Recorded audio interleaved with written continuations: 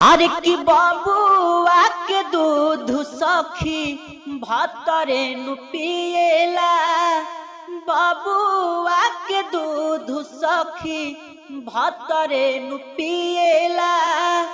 अरे की माना कैसे करी खाली वो ही पाजिएला। बाबुआ के दूध सखी भतरे नु पिएला।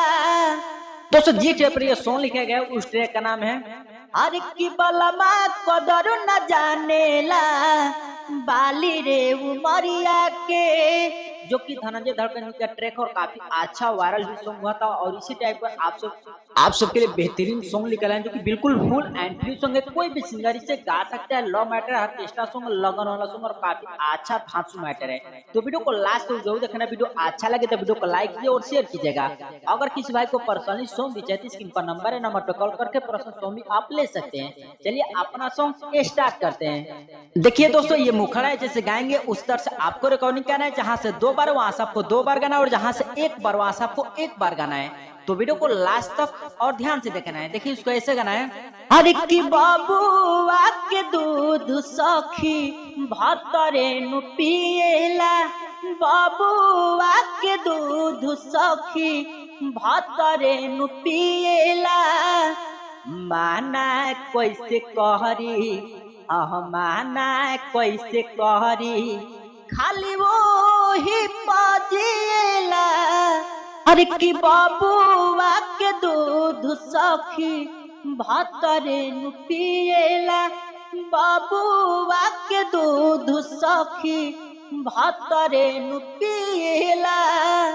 दोस्तों ये मुखड़ा था। उम्मीद करता हूँ आप सबको अच्छा लगा होता है। लाइक कीजिएगा और शेयर कीजिएगा। और चलिए फर्स्ट अंतरा का ड्रम सुनाते हैं। दोस्तों ये फर्स्ट अंतरा होगी से काफी अच्छा से रिकॉर्डिंग करना है।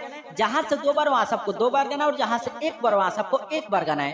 तो वीडियो को लास्ट तक जरूर देखिएगा। देखिए उसको ऐसे गाना है हरे की रह जाला ये सखी बाबुआ पासे आके बैठ जाला भतारा हो पासे हो बड़ा तंग करेला खाली कोरा में रहेला।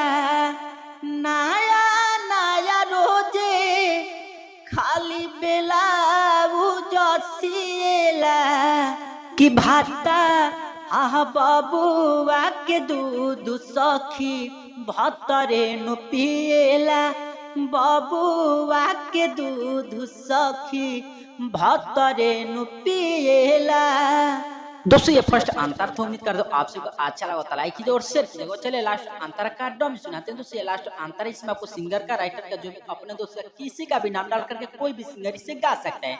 फिलहाल चलिए इसका ड्रम सुनाते हैं कि राजा सुरीला राहुल सखी कुछो बुझात नइखे कवना पसकी हो बड़ी जिद करेला खाली वही फेरा में रहेला। भारी जाला पेट जब जाके उगिलेला।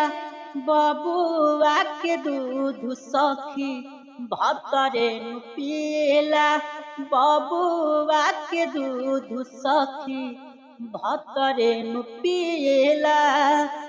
दोस्तों ये था आज का फुल फ्री सॉन्ग है। ट्रैक का नाम है कि बालमा कदर न जाने, जो कि धनंजय धड़कन ट्रैक पर और काफी अच्छा सॉन्ग था। उम्मीद करता हूँ वीडियो अच्छा लगा तो लाइक कीजिए और शेयर कीजिए। और किसी भाई को पर्सनली सॉन्ग चाहिए तो स्क्रीन पर नंबर है, नंबर पर कॉल करके पर्सनल सॉन्ग आप ले सकते हैं।